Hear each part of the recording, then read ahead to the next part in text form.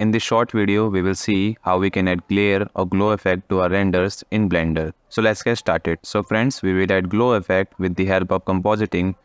So we will render our scene by click on this render button and render the image. A few moments later. As you can see friends, our rendering is complete. So now we will close this window, and in Blender, now we will go to this compositing tab and click on this use nodes icon. Okay, now we have these two nodes by default, and we will add reroute node by pressing Shift A and search for reroute node. And we will place it in between of these two. And now we need viewer node. We will press Shift A and search for viewer node, and we will place it here. Now we will connect reroute node to viewer node also. We have added viewer node just to see compositing in the real time. To see the compositing, we will click on this backdrop icon here. Now we have our render image as a backdrop. Okay, you can control its position and size by pressing N key, and you have to go to this view tab. Here we have zoom in and zoom out option and offset value for X direction and Y direction. Alright, so friends, to add a glow to your renders, we need one node called glare node. So we will add glare node by pressing Shift A and search for glare. And we will place it in between of these node. Okay, after placing, you can see the live effect of this node.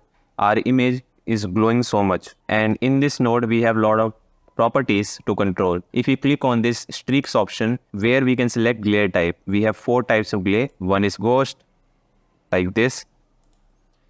Second one is streak. Third is fog glow. And fourth is simple star. So I will add fog glow in this render. I will click on this fog glow.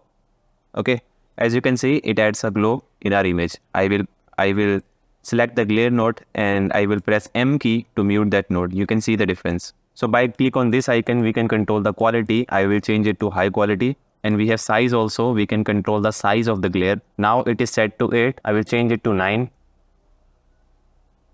So you can see the size of a glow is now increased. I will set to 7 because I don't want that much glow in my render because it is already a day scene. And we have this mix value also. If you set it to -1, it will only show original image without glare.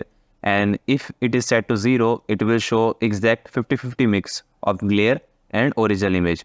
If you set it to 1, it will only show process image. If I set to 1, so it is the process image. So you can set it to 1 and you can see what is glare node is doing with your image. Alright, now I will set to 0. So as you can see guys, we have threshold value also. The glare filter will only be applied to those pixels which is brighter than this value. Okay, so if you increase this value, so there will be less glare in your image, and if you decrease this value, the glare in your image will increase.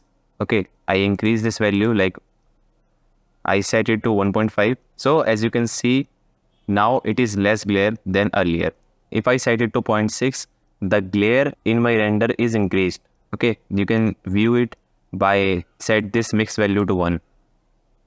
If I set to 1 again, you can see the difference. Alright, and if I set to 2, now it is very less glare in my image. Okay, I will set it to 1.3 and set the mix value to 0. So alright friends, we have successfully added a glow or glare to our renders. If I press M key to mute this node, you can see this is the image we had before. And this is the after image. We have added a glow in our image. So our image is looking much more bright and much more realistic than earlier. Alright. As we have added glare node, now we have to re-render this scene to see the effect of the glare node. Alright. So now we will click on this render icon and re-render the scene. First, it will render the original image. Then after completing the rendering, it will add a glow by compositing. So friend, this is the video about how to add glow or glare effect to your renders in Blender. If you found this video helpful, do not forget to like the video and subscribe to my YouTube channel. I will see you in the next video.